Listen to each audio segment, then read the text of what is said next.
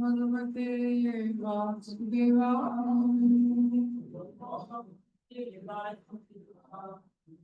नारायणं नमस्कृत्यं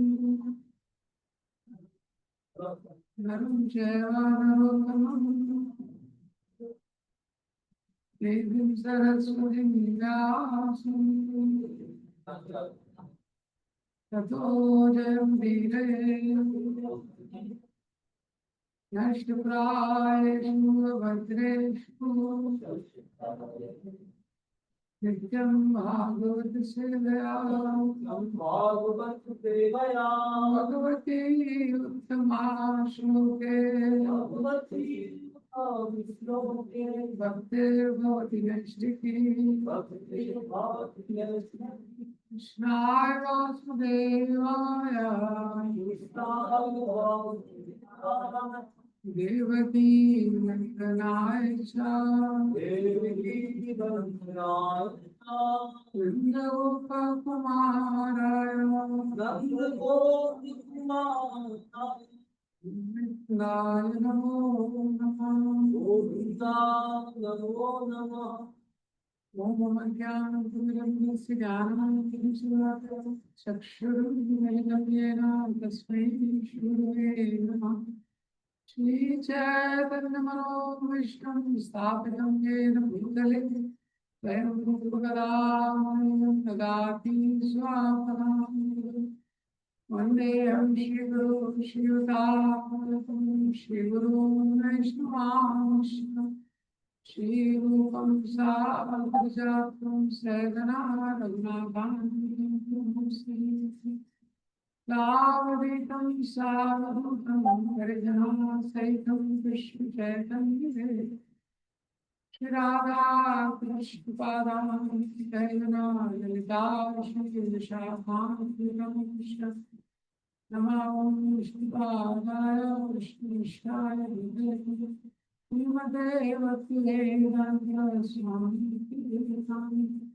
नमस्ते सरस्वते देवी गौरवाणी प्रचारिणी निर्विशेष शून्यवादी पाश्चात्य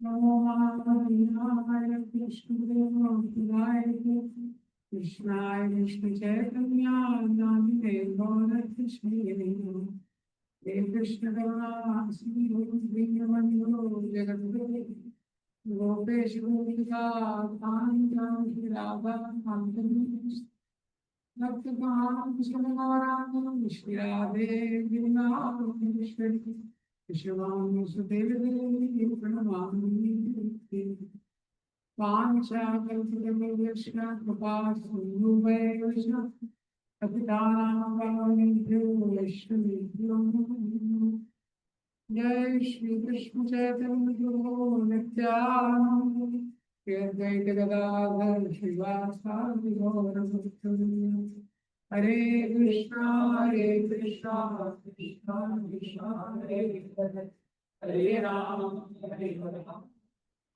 राम हरे कृष्ण। श्रीमद् भगवद गीता तीसरा अध्याय, इसमें हम लोग देख रहे थे सेक्शन चल रहा है। तो 3.21 में भगवान एक जनरल प्रिंसिपल बताते हैं कि इस संसार में जो उदाहरण है वो कितना महत्वपूर्ण है। तो 3.21 में भगवान बताते हैं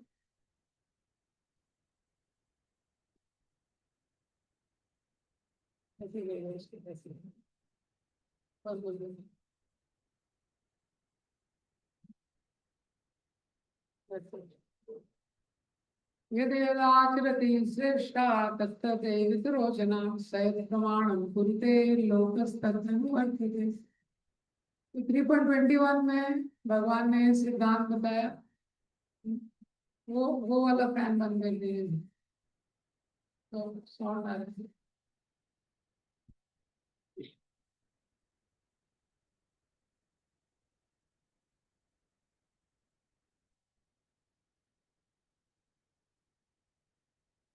यद यद आचरति श्रेष्ठ, इस संसार में जिस प्रकार से श्रेष्ठ लोग आचरण करते हैं, तत्तदेव इतरो जना, बाकी लोग वैसे ही आचरण करते हैं। वो ये ज्यादा नहीं सोचते सही है कि गलत है, क्योंकि बाकी जनता के पास इतनी बुद्धि होती नहीं है। हाँ, विवेक बुद्धि जिसके द्वारा व्यक्ति ये समझ सकता है क्या करने योग्य है और क्या त्यागने योग्य है, क्या कर्तव्य है, तो ये नहीं समझ पाता। इसीलिए यद यद आचरति श्रेष्ठ, श्रेष्ठ लोग जैसे आचरण करते हैं तत्त एव इतरो जना, बाकी लोग वैसे ही आचरण करते हैं, उसको ही पकड़ लेते हैं। सा यत् प्रमाणम कुरुते, और जो चीज को वो प्रमाण के रूप में स्थापित करते हैं, लोकस तत् अनुवर्तते, बाकी लोग क्या है, जो प्रमाण वो सेट करते हैं बाकी लोग भी उसको फॉलो करते हैं। तो भगवान ने 3.21 में ये सिद्धांत बताया कि किस प्रकार से जो श्रेष्ठ लोग हैं या जो भी लीडर्स हैं, तो उनके आचरण का व्यक्ति पे बहुत, समाज पे बहुत ज्यादा इम्पैक्ट पड़ता है उनके आचरण का। उसके बाद 3 श्लोकों में भगवान अपना उदाहरण देके बताते हैं कि किस प्रकार से मैं भी इस संसार में जब आता हूँ तो आदर्श स्थापित करता हूँ अपने आचरण के द्वारा। तो 3.22 में भगवान बताते हैं, नाम पार्थ अस्ति कर्तव्यम त्रिषु लोकेषु किंचन नानवाप्तम न वक्तव्यम वर्त एव च कर्मणि। नाम पार्थ अस्ति कर्तव्यम त्रिषु लोकेषु किंचन, तीनों लोगों में हे पार्थ मेरे लिए कोई भी कर्तव्य निहित नहीं है। हर व्यक्ति के लिए कुछ ना कुछ कर्तव्य है जो उसको करना है, ये उससे अपेक्षा है, और अगर वो नहीं करेगा तो उसको पाप लगेगा। लेकिन भगवान के लिए कोई कर्तव्य नहीं, भगवान के लिए कोई भी कर्तव्य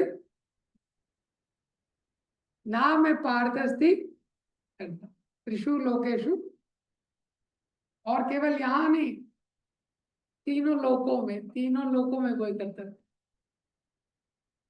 इसलिए जब भक्ति सिद्धांत सरस्वती ठाकुर के समय पे प्रभुपाद जी बताते हैं कि एक व्यक्ति जर्मनी से भारत आया, जो जर्मनी से भारत आया वो जानना चाहता था कि वास्तव में मेन आदमी कौन है। ये भारत में आया, विदेशों में मंदिर वगैरह होते नहीं जान, प्रभुपाद जी ने जाके इतने सारे स्थापित कर दिए, ये तो खाली है। लेकिन भारत में आप देखेंगे तो हर गली से मुड़ेंगे तो कोई ना कोई मंदिर आ ही जाए। कितने मंदिर है कोई संख्या उसका है नहीं भारत में।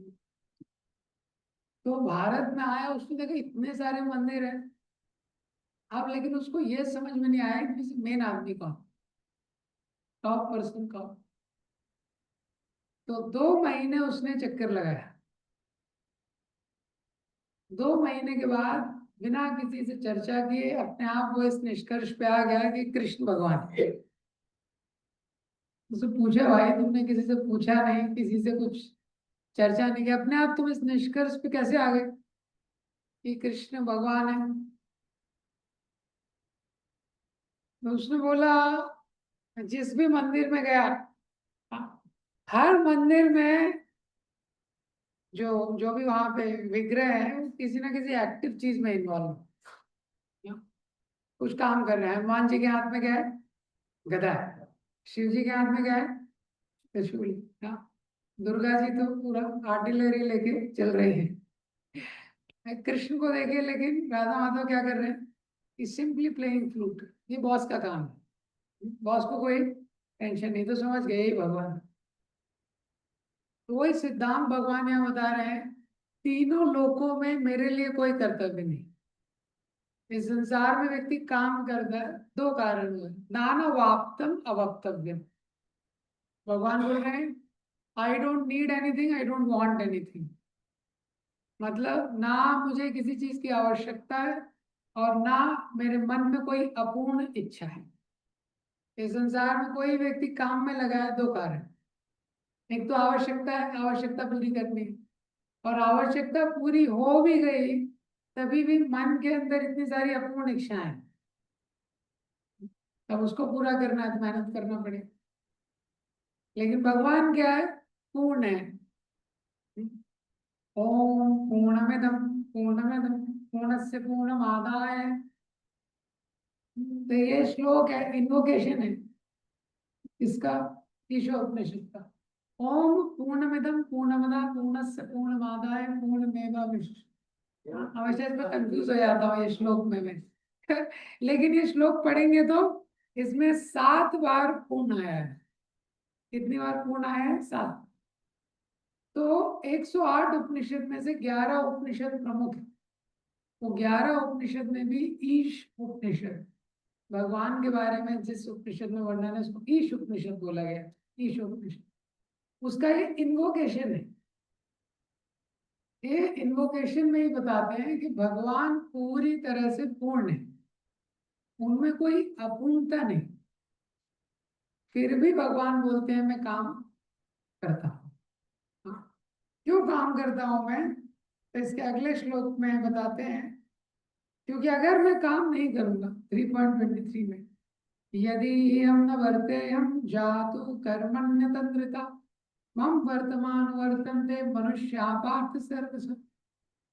भगवान बोलते हैं अगर मैं, यदि ही अहम न वर्ते हम, अगर मैं कर्म में नहीं लगूंगा, किसी क्रिया में नहीं लगूंगा,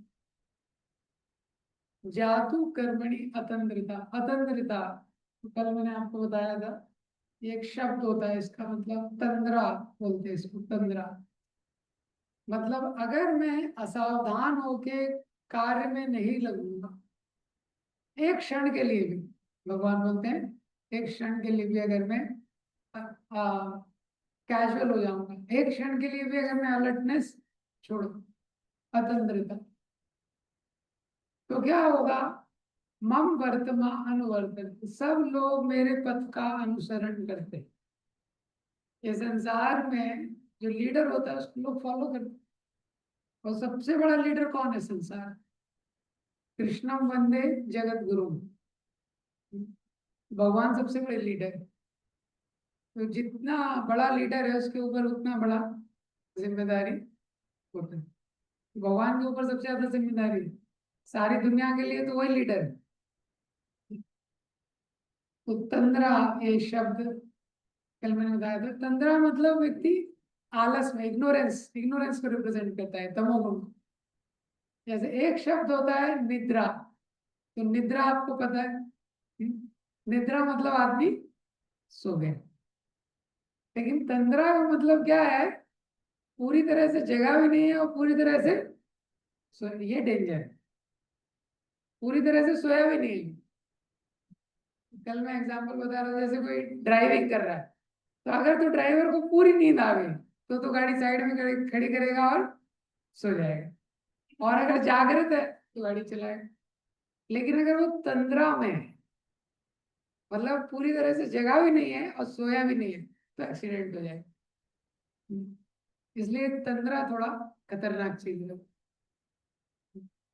तो ये श्लोक में भगवान बताते हैं, इसलिए हम लोग जब भक्ति करते हैं तो हमको बहुत सावधानी पूर्वक भक्ति करने की आवश्यकता है। भक्ति में भी हमको प्रयास करना चाहिए कि ताकि हम लोग यत्नशील रहें और सावधानी पूर्वक भक्ति करें। तो शास्त्रों में बहुत सारे उदाहरण हैं, ऐसे थोड़ा सा सावधानी हटी दुर्घटना घटे, ऐसे बहुत सारे एग्जाम्पल जिसमें थोड़े समय के लिए व्यक्ति असावधान हो गया। जैसे अजामिल ब्राह्मण कुल में उनका जन्म हुआ था, लेकिन थोड़े समय के लिए असावधान हो गए। ऐसी कल हमने देखा था इंद्र बृहस्पति। लेकिन भगवान यहाँ पे क्या बोल रहे हैं, अतंद्रिता, मैं कभी भी असावधान नहीं होता।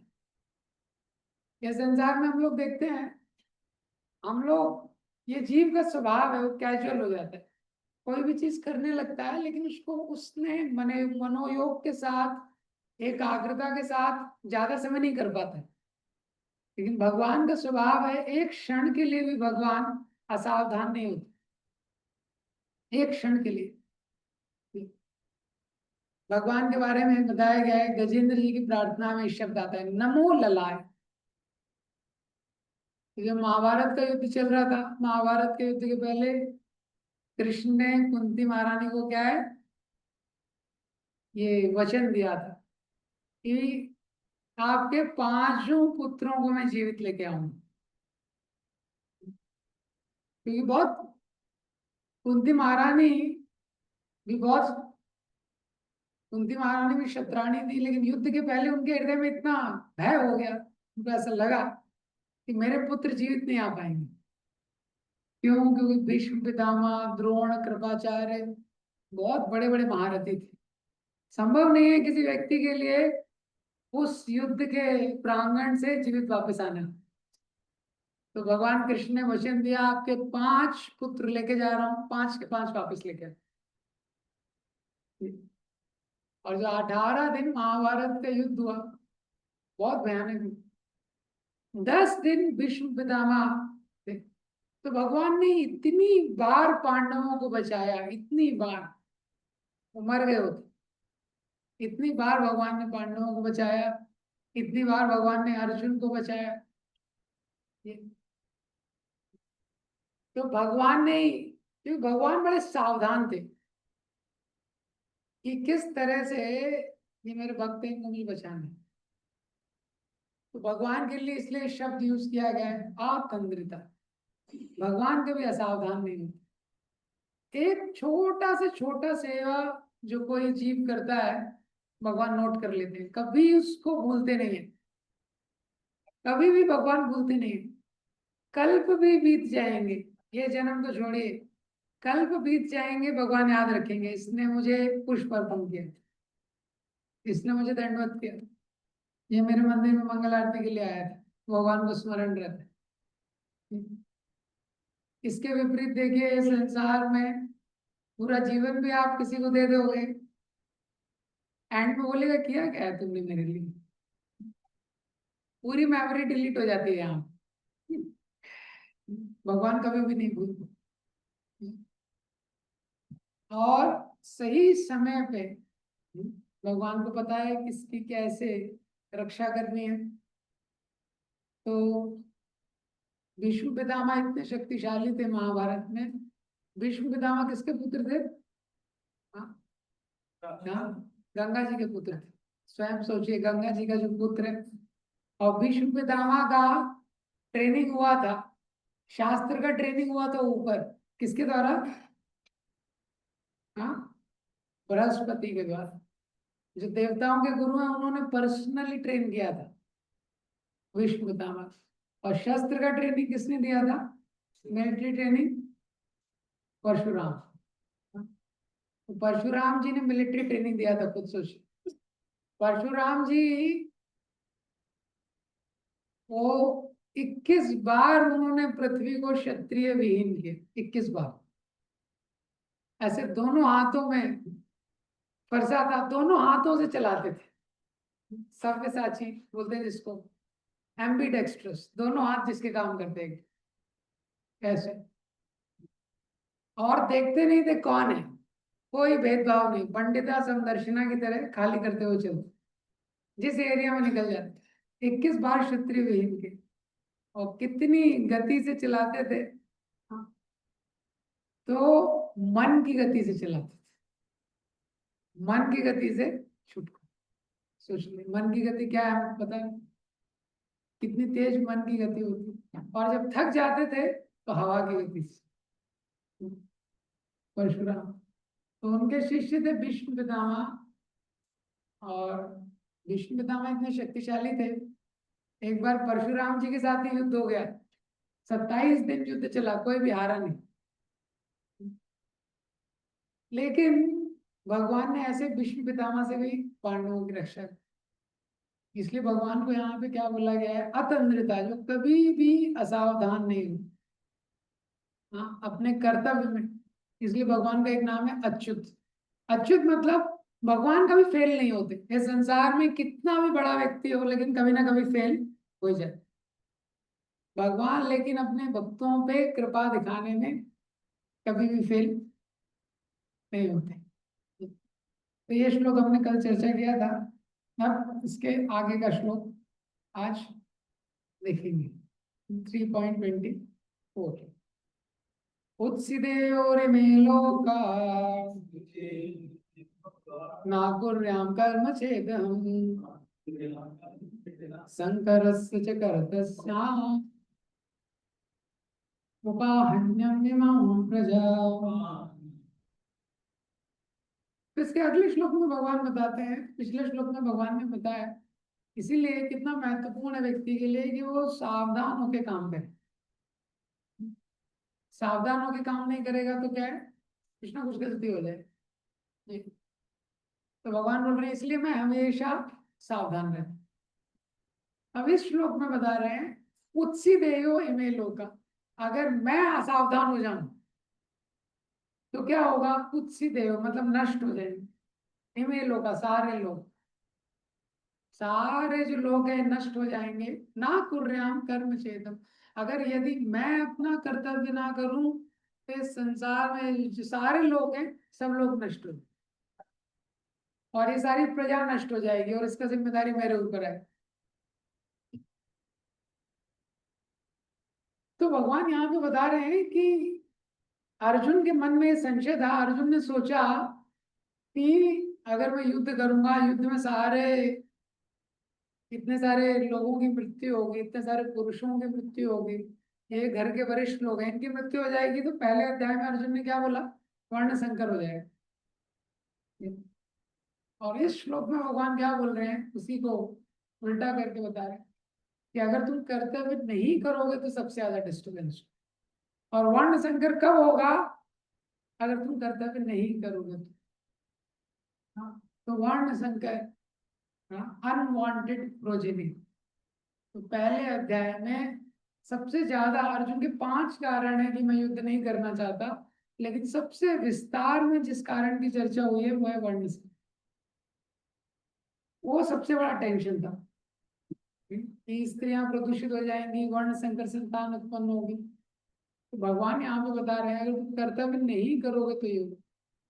तो सबसे ज्यादा सर्विस या डिससर्विस होती है एग्जाम्पल के द्वारा। तो मैंने पहले भी ये सिद्धांत बताया था कि ये पूरा जो सेक्शन शुरू हो रहा है इसमें भगवान अर्जुन को बोल रहे हैं कि तुम क्षत्रिय हो, तुमको अपना कर्तव्य करना पड़ेगा, और एक क्षत्रिय का एक उदाहरण, धर्म की स्थापना करना है किस प्रकार से, इस धर्म युद्ध के द्वारा वो तुमको स्थापित करना पड़ेगा। क्यों? क्योंकि अगर तुम नहीं करोगे, हाँ, तो लोगों को कैसे शिक्षा मिलेगी।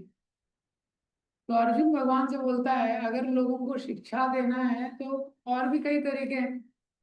अगर किसी चीज को, किसी व्यक्ति को कुछ सिखाना है तो कई तरीके से सिखाया जा सकता है। आप उसको कोई नोट्स दे दो, कोई वीडियो बना दो, यूट्यूब में वीडियो डाल दो, बहुत सारे तरीके हैं शिक्षा देने के। लेकिन सिद्धांत ये है कि सबसे प्रबल शिक्षा उदाहरण के माध्यम से ही होती है। सबसे प्रबल शिक्षा किसके माध्यम से होती है, उदाहरण के माध्यम से। इसलिए भगवान ने पूरा सेक्शन बताया है कि तुमको उदाहरण सेट करना। तो एग्जाम्पल से ही सबसे ज्यादा सर्विस होती है या डिससर्विस होती है। और जितने ऊंचे लीडरशिप पे कोई व्यक्ति रहता है उतनी ज्यादा सर्विस करता है या डिससर्विस करता है। ये सिद्धांत है शास्त्र का। तो एग्जाम्पल, जो भी एग्जाम्पल जो व्यक्ति, तो भगवान बोल रहे हैं कि इमेल लोग आए, सारे लोग नष्ट हो जाएंगे। अगर मैं अपने कर्तव्य में नहीं लूंगा तो सारे लोग क्या हो जाएंगे, ये नष्ट हो जाएंगे। तो इसीलिए यहाँ पे भगवान अर्जुन को बता रहे हैं इसी तरह अगर तुम अपने कर्तव्य में नहीं लगो, तुम क्षत्रिय हो, राजा हो, सबसे बड़े धनुर्धर हो, तुम अगर अपने कर्तव्य में नहीं लगोगे तो इससे क्या होगा, बाकी लोग भी तुम्हारा अनुसरण करेंगे, बाकी लोग भी अपने कर्तव्य का पालन नहीं करेंगे, बाकी क्षत्रिय भी धर्म की रक्षा नहीं करेंगे। बाकी क्षत्रिय भी धर्म की रक्षा नहीं करेंगे तो क्या होगा, अधर्म बढ़ जाएगा। जब अधर्म बढ़ जाएगा तो क्या होगा, स्त्रियां प्रदूषित हो जाएगी, एक्सप्लॉयटेशन होगी, और उससे क्या होगा, वर्ण संकर होगा। तो वही आर्गुमेंट जो अर्जुन दे रहे थे, वही आर्गुमेंट भगवान ने क्या टर्न कर दिया। तो इसीलिए ये श्लोक में, 4 श्लोकों में भगवान ने ये सिद्धांत बताया कि हमको अपने जीवन में जो भी सर्विस करनी है, किसी को भी हमको सेवा करना है, बहुत तरीके से सेवा की जा सकती है, लेकिन सबसे महत्वपूर्ण सेवा है राइट एग्जाम्पल। एक राइट एग्जाम्पल सेट करना सबसे महत्वपूर्ण से। माता पिता बच्चों को बहुत कुछ सिखाना चाहते हैं, लेकिन वो खुद पालन नहीं करना चाहते, तो बच्चे ज्यादा समय तक पालन नहीं करते। हाँ, तो माता पिता टीवी देख रहे हैं, हाँ, वो बच्चों को बोलते अंदर जाओ पढ़ाई करो, तो वो चला जाएगा, लेकिन क्या है, वो सोचेगा थोड़ा बड़ा होगा तो मुझे भी यही करना है। हाँ, तो प्रेशर में कर लेगा, तो जो एग्जाम्पल होता है। इसलिए हम देखते हैं कि शास्त्रों में भी इतने सारे उदाहरण हैं कि जो एग्जाम्पल है उसका सबसे गहरा प्रभाव होता है। हमारे षड गोस्वामी में एक रघुनाथ दास गोस्वामी हुए, तो रघुनाथ दास गोस्वामी जब छोटे थे तो उनके जो प्रीस्ट थे यदुनंदन आचार्य, उनको लेके गए। तो रघुनाथ दास गोस्वामी की किसी चीज में रुचि नहीं थी, खेलने में बहुत रुचि नहीं थी, बाकी बच्चे खेलते थे वो नहीं खेलते। फिर उसके बाद एक बार यदुनंदन आचार्य उनको लेके गए हरिदास ठाकुर के पास। सुना है आपने हरिदास ठाकुर का नाम, नामाचार्य हरिदास। तो हरिदास ठाकुर को एकदम छोटे में रघुनाथ दास गोस्वामी ने जप करते हुए देखा। तो हरिदास ठाकुर गुफा के अंदर जप कर रहे थे, तो रघुनाथ दास गोस्वामी ने जब उनको जप करते हुए देखा, तो रघुनाथ दास गोस्वामी ने मन में विचार किया, this is the thing which I want, ये मुझे चाहिए। तब से उनके मन में क्या है, संस्कार पड़ गया, तब से उनके मन में संस्कार पड़ गया ये। तो क्या होता है, जो एग्जाम्पल से व्यक्ति सीखता है। ऐसे नारद मुनि, किसी भी महाभागवत का आप लाइव देखेंगे, नारद मुनि थे, बहुत छोटे बच्चे थे, उनकी माँ दासी थी। तो एक बार चतुर्मास में उनके गांव में भक्ति वेदांतिस्ट है, कुछ साधु आए। जब साधु आए तो नारद मुनि के वहां पे, वहीं पे रुके। तो उनकी माँ भोजन बनाती थी, और ये जो नारद जो बालक थे ये क्या करते थे, सर्विंग करते थे। तो जब ये सर्विंग करते थे, उनको ब्रेकफास्ट देने गए, ये उसके बाद लंच देने गए, तो लंच देने गए तो देखा ब्रेकफास्ट ऐसे ही पड़ा हुआ है, ब्रेकफास्ट नहीं खाया। ये लोग इतने अब्जॉर्व हैं कृष्ण कथा में, इतने अब्जॉर्व हैं भक्ति वेदांतिस्ट।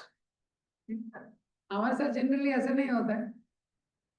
तो नारद जो थे, देखा, नारद जो थे उनको समझ में नहीं आया ये क्या कर रहे हैं, और उनकी भाषा भी वो संस्कृत में चर्चा करते थे, वो भी समझ में नहीं आई उनको केवल एक ही चीज समझ में आई कि ये लोग एब्जॉर्ब्ड है, ये लोग क्या है, एब्जॉर्ब्ड।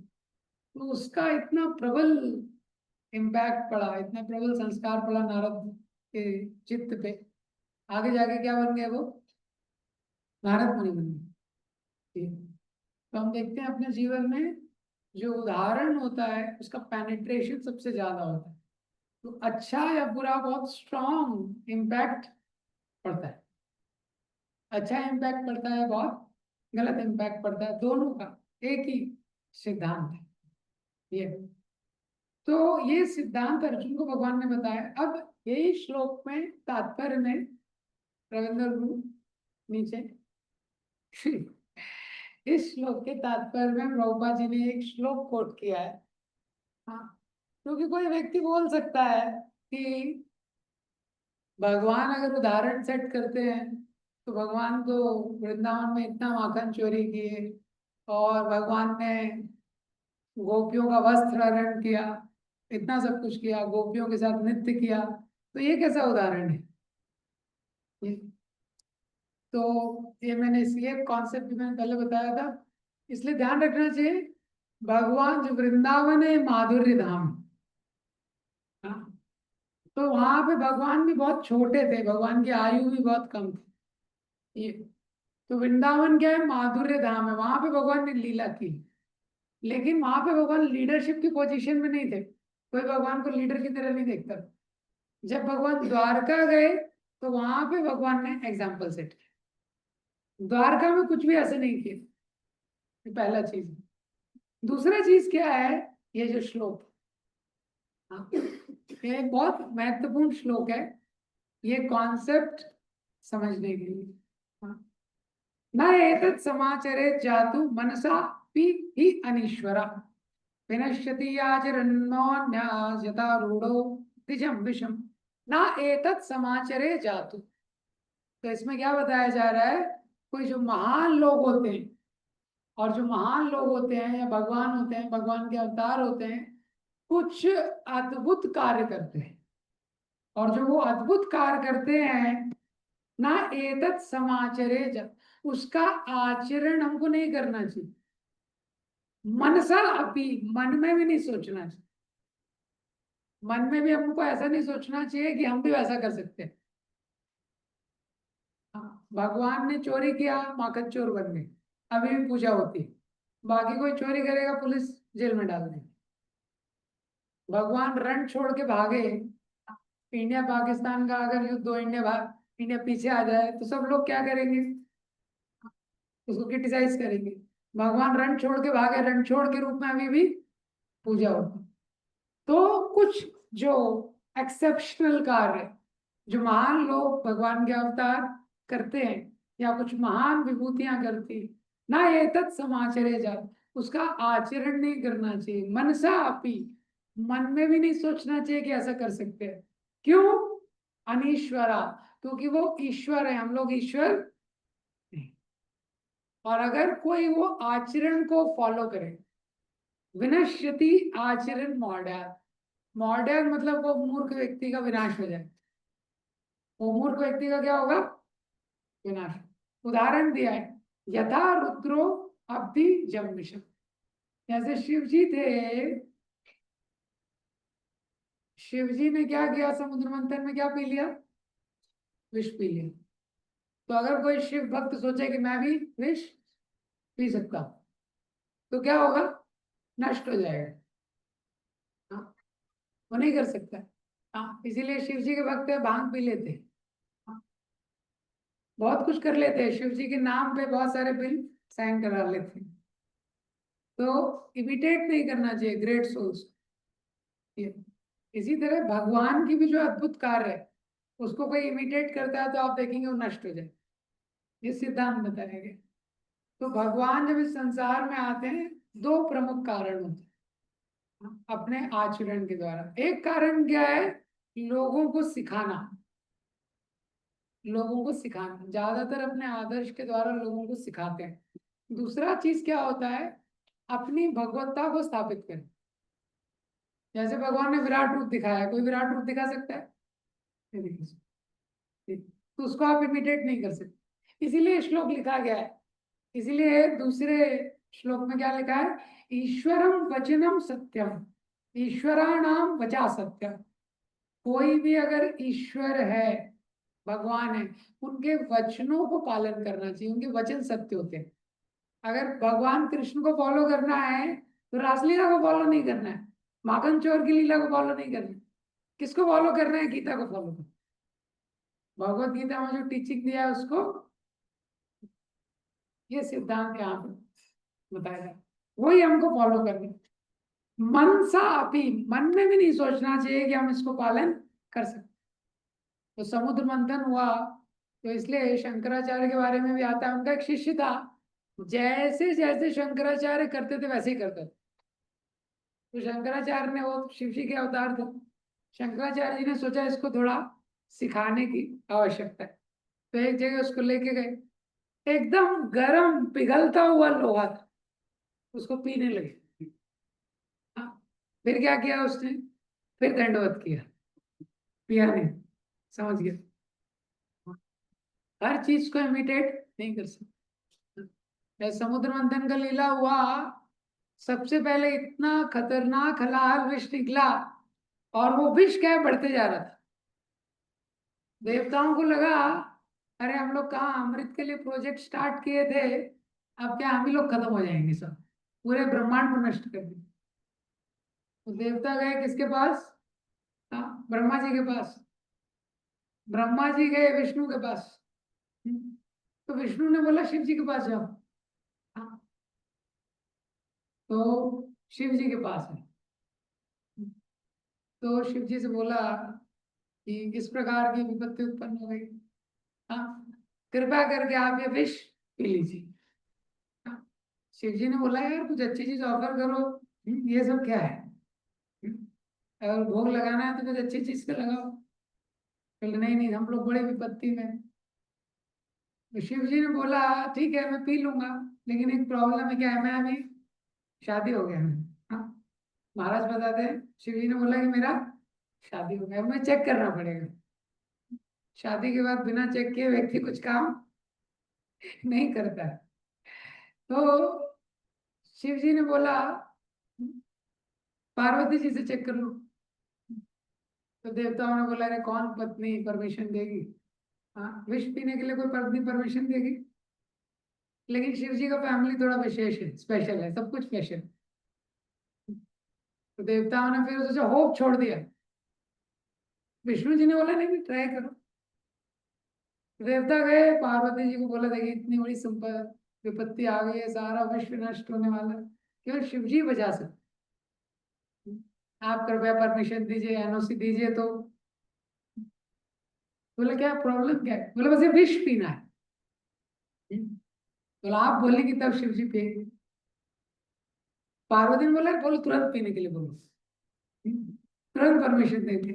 हाँ, स्पेशल पत्नी है। पति भी स्पेशल। तो शिव जी ने विष पी लिया, इसलिए शिव जी का नाम क्या पड़ गया? नीलकंठ।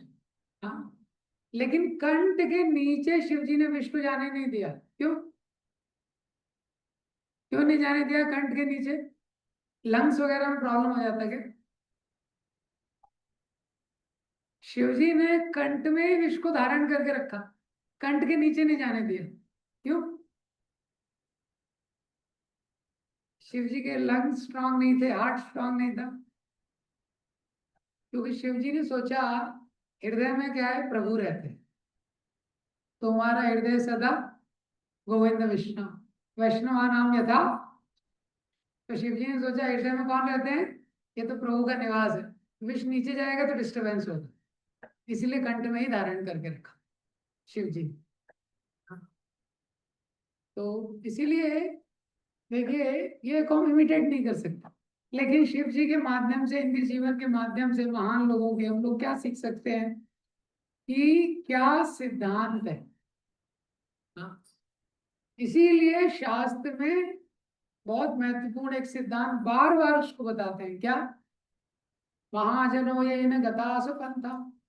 महाजनों ने जैसा आचरण किया है वैसा हमको उनके पथ का अनुसरण करना है। हाँ, ये इंग्लिश में दो शब्द है, इमिटेशन और फॉलोइंग। ये जो परपोर्ट है 3.24 का, इसमें आप देखेंगे 5 बार प्रभुपाद जी ने ये यूज किया है। Don't imitate, follow. Don't imitate. हाँ, अनुकरण अनुसरण। Don't imitate. इमिटेशन और फॉलोइंग, इसमें क्या होता है, अंतर होता है। ये। तो महाजनों ने जो पथ, हाँ, तो कैसे पता चलेगा हमको क्या आचरण करना चाहिए? इसके लिए हम लोग महाजनों के जीवन को स्टडी करते हैं। ये। तो अगर महाजन नहीं होते, जीवन का क्या उद्देश्य है, शास्त्र पढ़ के भी व्यक्ति कभी भी नहीं समझ पाता अगर महाजन नहीं हो। तो शास्त्र पढ़ के तो आदमी कंफ्यूज ही रहता है, और जितना पढ़ता है उतना कंफ्यूज हो जाता है। ये। बहुशास्त्र बहुवाक्य चित्त भ्रमित हो, ऐसा भी हो जाता है। इसीलिए आवश्यकता है कि शास्त्र पे आचरण कैसे होता है वो महाजनों के जीवन से हम देखते हैं। तो हम देखते हैं प्रभुपाद जी यहाँ पे आए, प्रभुपाद जी के शिष्य आए, उन्होंने अपने जीवन के माध्यम से दिखाया कि जो शास्त्र में लिखा है वैसा समर्पण कैसे करना है, कैसे समर्पण हमको कैसे करना है, तब हम लोग उसको कर पा रहे हैं। तो ये श्लोक में भगवान बता रहे हैं हर व्यक्ति के लिए बहुत महत्वपूर्ण है अपने उदाहरण के द्वारा शिक्षा देना, अपने उदाहरण के द्वारा शिक्षा देना, एक ऐसी शिक्षा देना जिससे लोगों को प्रेरणा मिले, प्रेरणा। तो इसलिए भगवान बोल रहे हैं, इसलिए बोला गया है आलसी नहीं होना चाहिए। बोला गया है ना, शास्त्र में दो चीज बोली गई है। पहला बोला गया है कि आलसी नहीं होना चाहिए, कर्तव्य में लगे रहना चाहिए। दूसरा चीज क्या बोला है कि भौतिक कार्यों के लिए प्रयास नहीं करना चाहिए, अत्याहार प्रयास प्रजल्पो नियम। तो ये संसार में व्यक्ति को समझना चाहिए, भक्ति में एक बार कोई व्यक्ति आ गया तो भक्ति में उसको आलसी नहीं होना चाहिए। मतलब भक्ति बड़े यत्न के साथ करनी चाहिए, बड़ा यत्नशील होना चाहिए भक्ति, क्योंकि इस संसार में वैसे कोई भी आलसी नहीं है। प्रभुपाद जी बोलते थे nobody is lazy, everybody is active somewhere. कोई भी आलसी नहीं है, कहीं ना कहीं तो एक्टिव है। देखिए एक्टिवली किसी ने चालू कर दिया होगा वापस तो हर व्यक्ति कहीं ना कहीं क्या है, एक्टिव।